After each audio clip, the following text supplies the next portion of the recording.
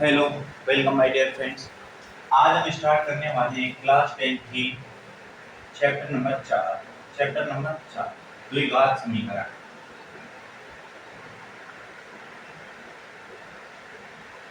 द्विघात समीकरण हाँ, तीन जो है वो हमने क्या है अभी के लिए छोड़ दिया है, तीन को हम बाद में करेंगे। द्विघात समीकरण।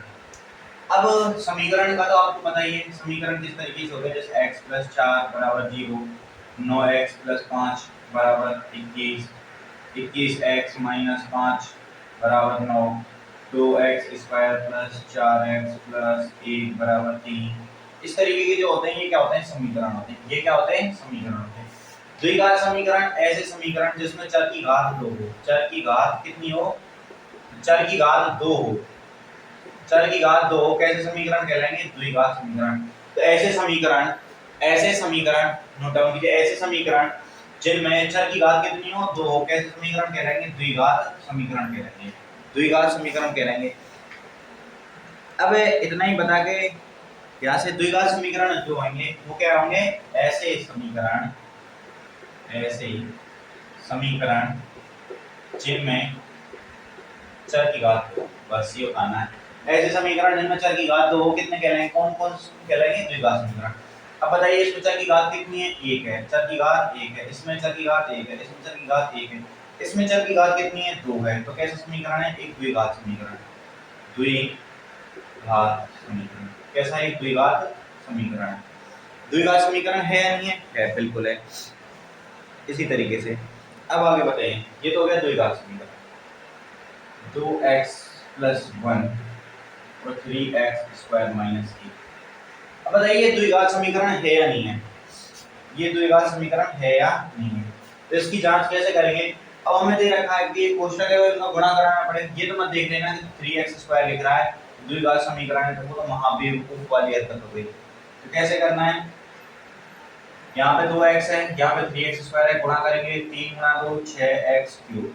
अब इतना ही करना है। अब 6x क्यूब आती हमें पता चल गया कि ये चर की घात कितनी है, इसमें 3 है। तो कैसे समीकरण है, त्रिघाती, त्रिघाती। ठीक है, तो द्विघाती होगा कि नहीं होगा, तो द्विघाती समीकरण नहीं है। अब बताइए x minus 1 x plus 1, a minus b a plus b क्या होगा, a square minus b square x square minus 1।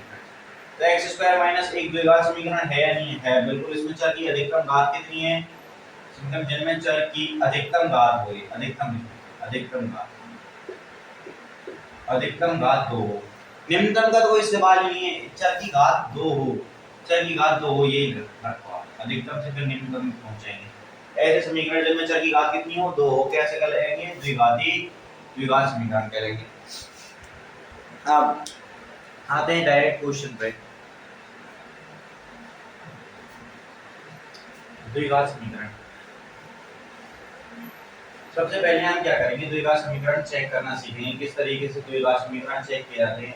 उसके बाद द्विघात समीकरणों का मान निकालेंगे x का, फिर उनके तो सबसे पहले 4.1 स्टार्ट करते हैं। कौन सी कर रहे हैं, 4.1। क्वेश्चन नंबर पहला, पहले का पहला दे रखा है, क्या कह रहा है, जांच कीजिए, जांच कीजिए कि क्या निम्न द्विघात समीकरण है, जांच कीजिए क्या निम्न द्विघात समीकरण है। पहला दे रखा है x प्लस 1 का स्क्वायर बराबर 2 x माइनस 3। ये इस तरीके के फॉर्मेट में दे रखा है और हमसे कह रहा है कि जांच कीजिए क्या ये द्विघाती समीकरण है या नहीं। तो मुझे बताइए द्विघाती समीकरण होगा या नहीं होगा। तो क्या करेंगे, सबसे पहले कुछ नहीं है, इसको सॉल्व करेंगे तो क्या हो जाएगा, x स्क्वायर प्लस 1 का स्क्वायर प्लस 2x। यही होता है, a प्लस बी का होल स्क्वायर नहीं बोला क्या, a प्लस बी का होल स्क्वायर बराबर a square plus b square plus 2ab। अच्छा 2ab को यहाँ बीच में रख लेते हैं, b स्क्वायर को बाद में लिखते हैं, उससे कोई फर्क नहीं पड़ता। तो x का स्क्वायर 1 का स्क्वायर 1 गुणा 2x, ठीक है, बराबर यहाँ से करेंगे 2 गुणा x 2x और 2 गुणा 3 माइनस के 6। अभी अब कौन बोल रहा है कि ये डायरेक्ट बता देगी द्विघात समीकरण है, नहीं होगा ना। इसका क्या करेंगे हम, पक्षांतरण, पक्षांतरण करने पे, क्या करने पे, पक्षांतरण, पक्षांतरण करने पर, पक्षांतरण करने। जैसे हम पक्षांतरण करेंगे तो इसको लिखेंगे x square plus 1 plus 2x यहाँ से 2x प्लस का इधर आएगा तो माइनस का 2x, 6 माइनस का इधर आगे प्लस का 6 बराबर में 0। अब x स्क्वायर का x स्क्वायर, यहाँ पे प्लस के 2x, यहाँ पे माइनस के 2x कैंसिल कर देंगे, ठीक है। यहाँ पे प्लस के 6, यहाँ पे प्लस के 1, तो प्लस के 7 बराबर 0। तो ये निकल के आया x स्क्वायर प्लस 7 बराबर 0। तो बताइए द्विघात समीकरण है या नहीं है? बिल्कुल, चर की घात कितनी है? 2 है। तो ये क्या होगा?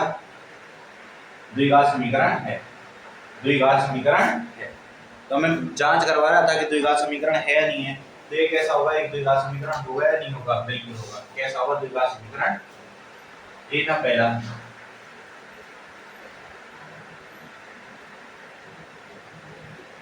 दूसरा करिए।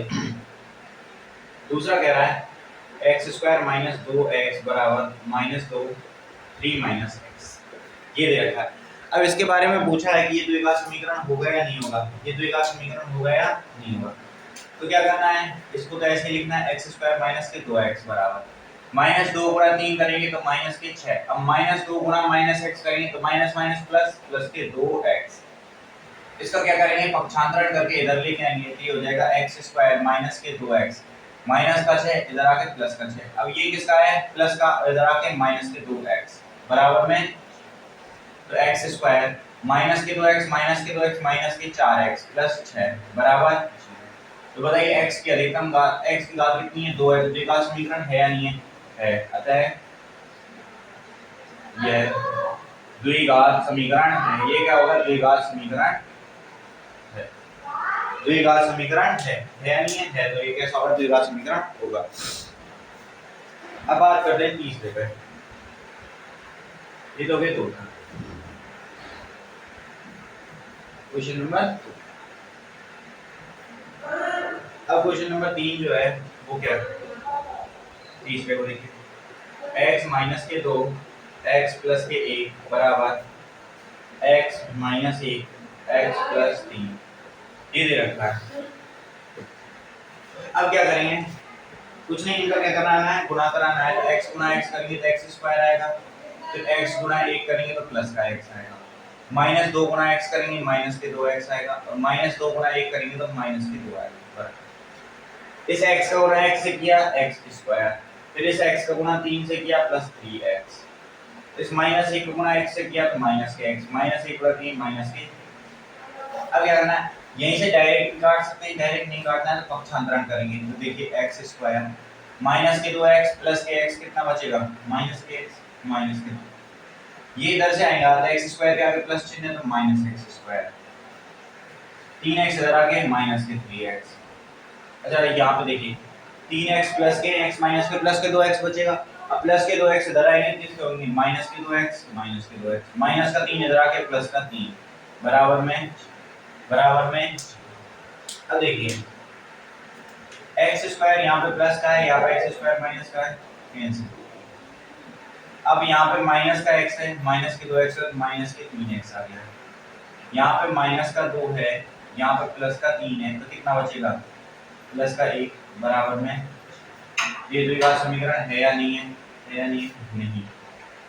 द्विघात समीकरण है या नहीं है? द्विघात समीकरण नहीं है। द्विघात समीकरण नहीं है।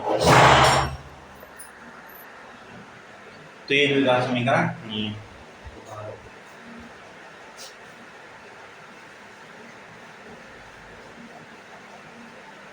अब बात करते हैं अगला।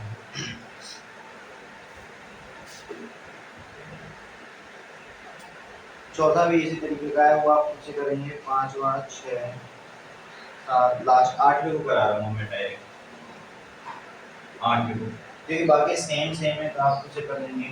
8वां कह रहा है x cube minus 4x square minus x plus का 1 बराबर x माइनस 2 का, x माइनस 2 का। अब क्या करना है? ये दे रखा है अपने को, तो ये तो ऐसे कैसे आ जाएगा? X cube minus 4x square minus के x प्लस का 1। अब a माइनस बी का क्यूब, a माइनस बी का क्यूब, इसे आप यहाँ हाँ नीचे लिख देता हूँ जिससे आप इसको नोट डाउन कर सकते हैं। a माइनस बी का क्यूब, ये होता है बेटा a cube minus b cube minus 3a square b plus 3ab square. ये तो होता है a माइनस बी का, तो a प्लस बी का होल क्यूब जो होता है वो होता है a cube plus b cube plus 3 a square b minus 3 a b. ये दोनों को नोट डाउन कीजिए, तो यहाँ से बराबर। अब x माइनस 2 है, x को हम क्या मानेंगे, a मानेंगे। x को क्या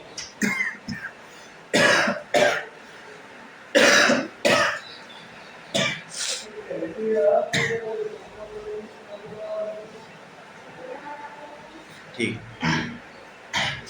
और x को क्या मानेंगे, a, इसको b, तो a का क्यूब करेंगे तो x का क्यूब x, b क्यूब का माइनस किसका चिन्ह है, माइनस b क्यूब, तो माइनस b क्यूब 2 का क्यूब कितना हो जाएगा 8 minus minus 3 a square, a की वैल्यू x, x का स्क्वायर 3b, b की वैल्यू गुणा में प्लस 3 गुणा x और b स्क्वायर क्या है, b स्क्वायर, और b स्क्वायर जो है इसको किस तरीके से, 2 का स्क्वायर 4 आ गया, तो इसको सॉल्व करेंगे तो x क्यूब माइनस 8, इसको करेंगे तो माइनस 3 गुणा 2 6, 6x स्क्वायर, इसको करेंगे प्लस 3 गुणा 4 12x, तो यहाँ पे कितना दे रखा है x cube minus 4x square minus x plus, इसका पक्षांतरण करके यहाँ पे लेके आएंगे, देखिए x cube minus 4x square minus x plus 1, ये x क्यूब प्लस का इधर यहाँ आके माइनस का x क्यूब, ये 8 किसका है, प्लस का, माइनस का इधर आके प्लस का 8 हो जाएगा, 6x स्क्वायर किसका है, माइनस का, इधर आके किसका हो जाएगा, प्लस का 6x स्क्वायर, 12x किसका है, प्लस का, यहाँ के माइनस का 12x, बराबर में। अब बहुत से क्या करेंगे, बहुत सा ने क्या किया होगा, यहाँ पे x क्यूब देखा और यही से काट के वो x क्यूब तो आएगा ही नहीं, लेकिन ये क्या है, सॉल्व करने के लिए किया है, अगर ऐसे किया होता तभी तो ये लास्ट वाला कराए। यहाँ पे बहुत सा ने देखा होगा x क्यूब है, x क्यूब आ गया तो हमें पता चल गया त्रिघात समीकरण द्विघात यही है, तो उस आगे वाले टर्म को भी तो सॉल्व करना है या नहीं। यहाँ से देखिए x क्यूब किसका है, प्लस का, यहाँ पे x क्यूब किसका है, माइनस का, कर क्या ना, यहाँ पे देखिए 4x स्क्वायर माइनस का है, यहाँ पे 6x स्क्वायर प्लस का, 2x स्क्वायर बचा प्लस का 2x स्क्वायर, अब प्लस का 2x स्क्वायर आ गया तो हमें यही से पता चल गया द्विघाती समीकरण है, लेकिन आगे भी सॉल्व करना पड़ेगा। यहाँ पे देखिए माइनस के x है, इसका है माइनस का x, और यहाँ पे माइनस के 12 है, टोटल माइनस के 13x, यहाँ पे प्लस का 1 है, यहाँ पे प्लस का 8 है, तो प्लस के 9 बराबर 0, और कोई टर्म तो नहीं बची, x क्यूब से x क्यूब कैंसिल हो गया, इसको कैंसिल कर दो, ये माइनस के 4x स्क्वायर, यहाँ प्लस का 6x स्क्वायर 2x स्क्वायर हो गया, माइनस का x है, माइनस के 12x है, माइनस का 13x हो गया, प्लस का 1 है, प्लस का 8 है, ये आ गया। तो बताइए द्विघात समीकरण है या नहीं है, द्विघात समीकरण है, उतारिए इसे, तो इन दोनों को उतार लीजिए।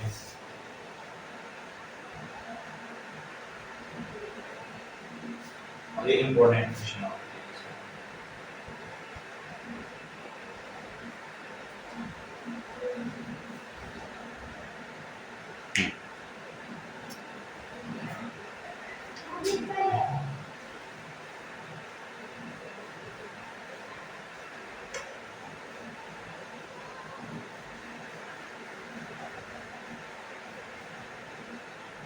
पहला हो गया। अब क्वेश्चन नंबर दूसरा,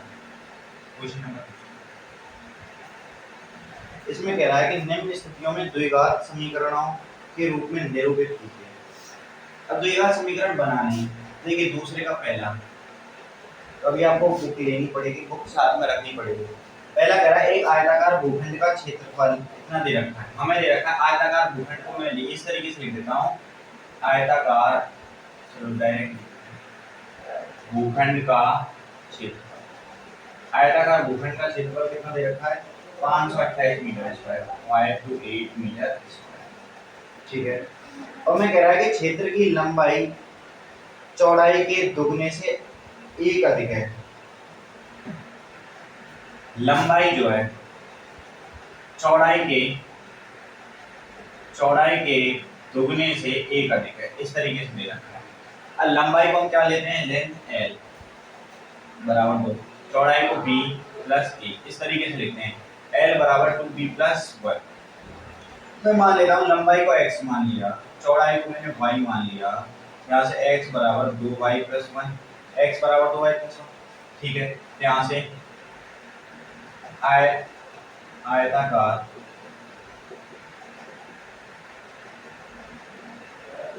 भूखंड की लंबाई, तो एल ले एल या बी, एल ले लेते हैं, एल बराबर कितना होगा 2b + 1, इतना ही आएगा, ठीक है। और आयताकार भूखंड की चौड़ाई क्या होगी, चौड़ाई बराबर b है, चौड़ाई क्या है हमने b मान ली, b मीटर, b मीटर, और ये इतने मीटर, इतने मीटर, और ये क्या मान ली b मीटर। अब आगे क्या कह रहा है, दोनों से हमें भूखंड की लंबाई और चौड़ाई याद करनी है। अच्छा, भूखंड की लंबाई और चौड़ाई याद करनी है तो क्या करेंगे, आयत का क्षेत्रफल क्या होता है, लंबाई गुणा चौड़ाई, आयत का क्षेत्रफल, आयत का क्षेत्रफल, आयत का क्षेत्रफल कितना होता है, लंबाई गुणा चौड़ाई, लंबाई गुणा चौड़ाई, यहाँ से लंबाई कितनी है 2b + 1 इंटू चौड़ाई कितनी है b, चौड़ाई b बराबर 528, ये क्या है, लंबाई गुणा चौड़ाई बराबर किसके, क्षेत्रफल के, तो ये क्या आयत का क्षेत्रफल बराबर लंबाई गुणा चौड़ाई, 2b गुणा b करेंगे तो 2b square, 2b square plus b बराबर 528, 2b स्क्वायर प्लस b बराबर 528। आयत का क्षेत्रफल लंबाई गुणा चौड़ाई होता है 2b स्क्वायर प्लस b बराबर ये। अब यहाँ से क्या करना है, अब हमें ऐसे गुणनखंड देखने हैं, क्या देखने, गुणनखंड देखने हैं जो इसको क्या करें, संतुष्ट करें, इस मान को क्या करें, संतुष्ट करें। तो किस तरीके से करेंगे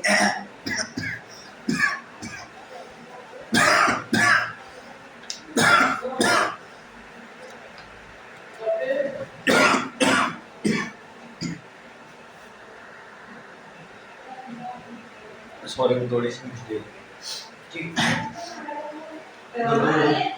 बी स्क्वायर प्लस बी है, इस 528 इधर ले जाएंगे ना, -528 बराबर में क्या आ जाएगा 0, बराबर में। अब देखिए ऐसे गुणनखंड देखिए, अब इसमें क्या देखना है, ऐसे गुणनखंड देखना है जो 528 गुणा 2 के बराबर आए, 528 गुणा 2 के बराबर आए, आ जाएगा क्या, अब हमसे क्या पूछा है उसने, हाँ द्विघात, निम्न स्थितियों को द्विघात समीकरण के रूप में निरूपित कीजिए। तो ये क्या हो गया, एक द्विघात समीकरण है या नहीं है, द्विघात समीकरण है या नहीं है, वही कहा था द्विघात समीकरण के रूप में निरूपित करना है, क्या करना है, द्विघात समीकरण के रूप में निरूपित करना है। बताइए द्विघात समीकरण है या नहीं है, इस तरीके से क्या हो गया, आयताकार भूखंड का क्षेत्रफल दे रखा था, हमें लंबाई बता दी कि चौड़ाई के दोगुने से एक अधिक है, ठीक है, हमने चौड़ाई b मान ली, तो चौड़ाई के दोगुने से एक अधिक क्या हो गई, लंबाई हो गई। आयत का क्षेत्रफल क्या होता है, लंबाई गुणा चौड़ाई, लंबाई गुणा चौड़ाई, क्षेत्रफल दे रखा है 528, ठीक है, लंबाई ये है, चौड़ाई ये है, लंबाई गुणा चौड़ाई किया, क्षेत्रफल के बराबर आ गया, ये क्या हो गया, द्विघात समीकरण निरूपण, ये क्या हो गया, द्विघात समीकरण निरूपण, ठीक है, बताइए।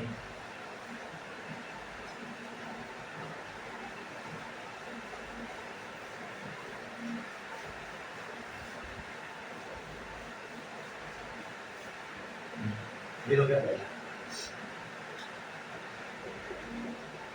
दूसरा क्या है, दो क्रमागत धनात्मक पूर्णांक और गुणनफल 306 है, दो धनात्मक पूर्णांकों का गुणनफल, दो पूर्णांक दे रखे हैं, एक x दे दिया और एक x मान लिया और एक x + 1 मान लिया, क्योंकि एक 5 है एक 6 ऐसे 3 4 9 10, तो लगातार ये धनात्मक लेने हैं, वो का है, तो 5 है, ये x है, ये x + 1 है, ये x है, ये x + 1, ये x है, x + 1 है, अगर इसको x मान दो तो इसे x - 1 मान लीजिए, इसे x मान दिया तो x - 1 मान लीजिए, माइनस चिन्ह के बजाय हम x और x + 1 मानेंगे, तो माना पहला पूर्णांक कितना है, x है, और दूसरा पूर्णांक बराबर x + 1 है, x + 1 है। अब इन दोनों का क्या करना है, हमें गुणा करना है, क्या करना है, इन दोनों का गुणा करना है, इन दोनों का गुणा करना है,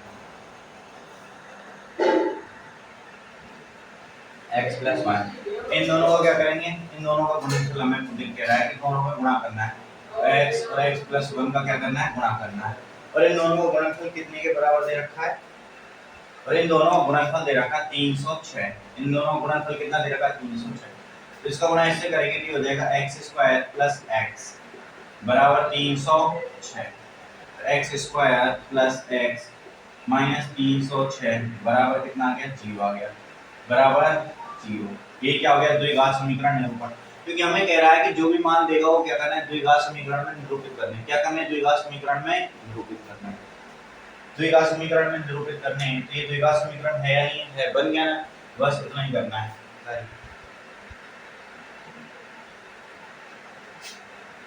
ये तो फिर दो। अब तीसरे वाले को देखिए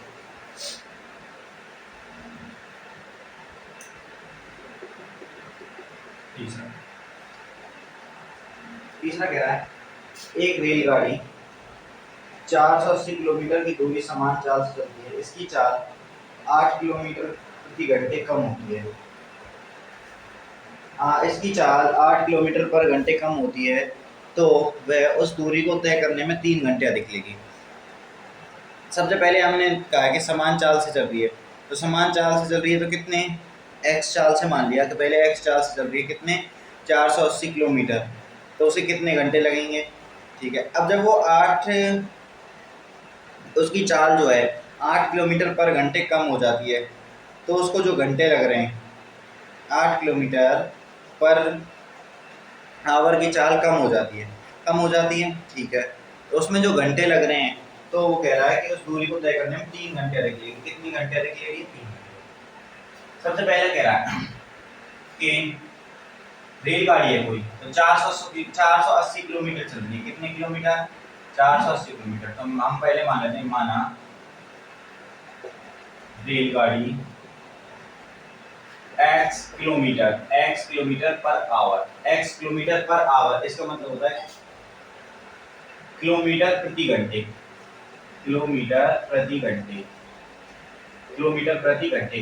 तो एक रेलगाड़ी x किलोमीटर पर आवर से एक माना रेलगाड़ी x किलोमीटर पर आवर से दूर चली गई दूरी माना रेलगाड़ी द्वारा इसको ऐसे करते हैं माना रेलगाड़ी द्वारा x किलोमीटर पर आवर से तय दूरी और वो कितनी है 480 किलोमीटर हमें दी जाती है। 480 kilometre x kilometre per hour की स्पीड से चल रही है तो हमने मान लिया 480 किलोमीटर तक जा रही है। ठीक है अब वो कह रहा है कि नहीं हम क्या करते हैं इसकी चाल को 3 घंटे कम उसको 8 किलोमीटर पर आवर कम कर देते हैं। यानी कि जब x किलोमीटर पर आवर से 480 किलोमीटर चल रही थी ठीक है तय दूरी 480 किलोमीटर तब हमें कह रहा है कि समय निकालिए तो उस टाइम पे समय कितना आ गया तो चाल बराबर दूरी बटे समय के फॉर्मूले से लगाएंगे। चाल बराबर दूरी बटे समय तो समय बराबर दूरी बटे चाल समय बराबर दूरी बटे में चाल।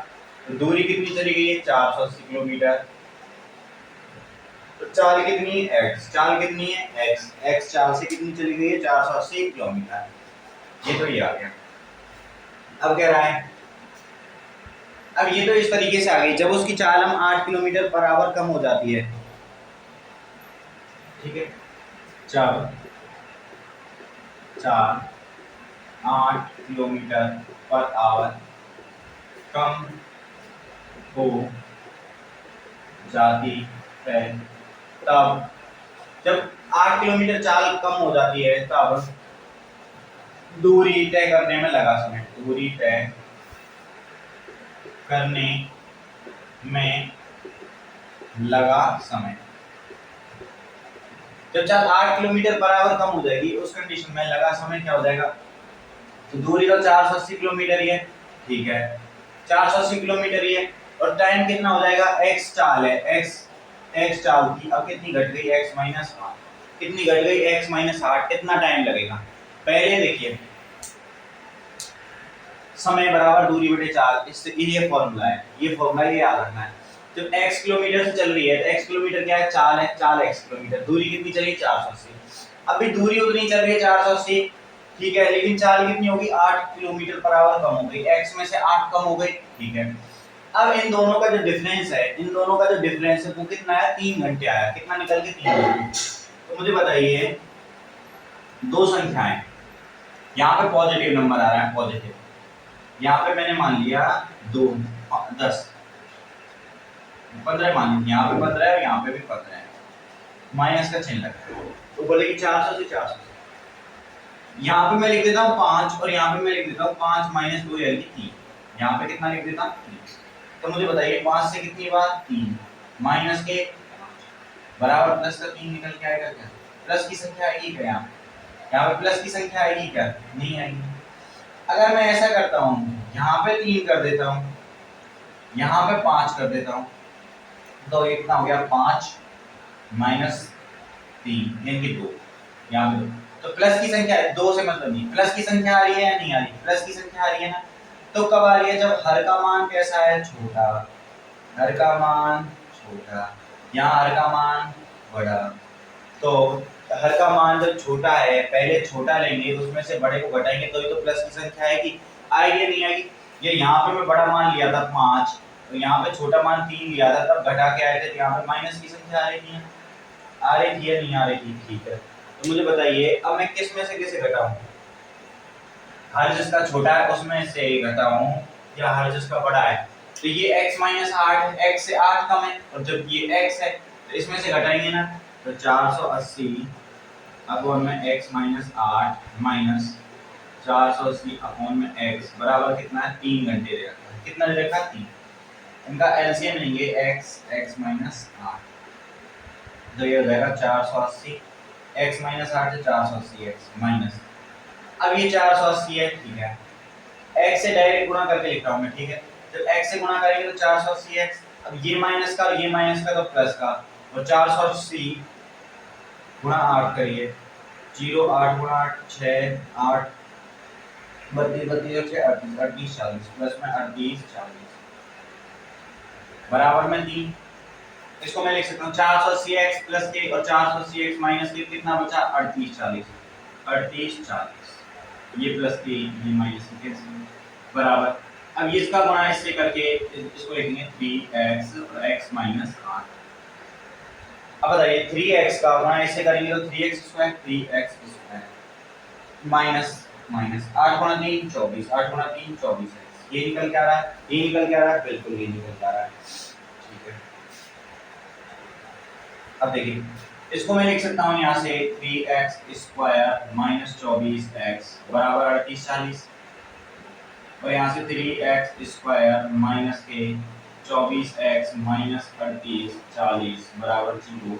तो कैसा समीकरण निकल के आया मेरे पास? एक द्विघाती समीकरण निकल के आया, नहीं आया? द्विघाती एक द्विघाती समीकरण निकल के आया या नहीं आया? एक द्विघाती समीकरण निकल के आ गया। तो यही कहा था उसने क्वेश्चन नंबर 2 में कि हमें क्या करना है? द्विघाती समीकरण निकालने। क्या निकालने? द्विघाती समीकरण निकालने। तो देखिए रेलगाड़ी x किलोमीटर पर आवर से 480 किलोमीटर तय करती है, ठीक है। फिर हमने क्या किया कि समय जो है, समय बराबर दूरी बटे चाल, ये फॉर्मूला होता है, ये जिसने पढ़ रखा हो ये होता है, चाल बराबर दूरी बटे समय। चाल बराबर दूरी बटे समय, ये क्या होता है? एक फॉर्मूला होता है। इससे देखिए अब यहाँ से समय निकालना है, तो समय बराबर दूरी बटे चाल करेंगे, ठीक है। तो दूरी कितनी है? 480 किलोमीटर। चाल कितनी है? x किलोमीटर बराबर। अब वैसे जब यहाँ पे 8 कम हुई है, 8 कम हुई है x में, पहले x थी, अब 8 कम हुई है तो x माइनस 8 कम हुई है ना, दूरी वही चली है। तो अब बताइए जब हर का मान बड़ा हो और हर का मान बड़े में, हर का मान बड़ा हो, ऊपर वाली संख्या कांस्टेंट है, ऊपर वाली कांस्टेंट है, हर का मान बड़ा है, और यहाँ पे जब हर का मान बड़ा है तो ये संख्या छोटी आएगी, और जब ये इसका हर का मान छोटा है तो ये संख्या कैसी आएगी? बड़ी आएगी। तो छोटे में से बड़ी घटाएंगे तब प्लस की संख्या आएगी, या बड़े में से छोटी घटाएंगे? तो बड़े में से छोटी, तो बड़े में से छोटी घटाएंगे। जिसका हर जितना छोटा होगा उसका मान उतना ही बड़ा होगा, और जिसका हर जितना बड़ा होगा उसका मान उतना ही छोटा होगा। यहाँ से इसको थोड़ा सा सॉल्व किया, सॉल्व करने के बाद ये क्या गया हमारे पास? द्विघाती समीकरण। ये क्या गया हमारे पास? एक द्विघाती समीकरण आ गया। तो इसी के साथ आपकी ये 4.1 यहाँ पे खत्म होती है। 4.1 क्या हो जाती है? खत्म। इसके साथ ही साथ नोट्स बनाते चलिए। आज के लिए इतना ही, मिलते हैं आगे।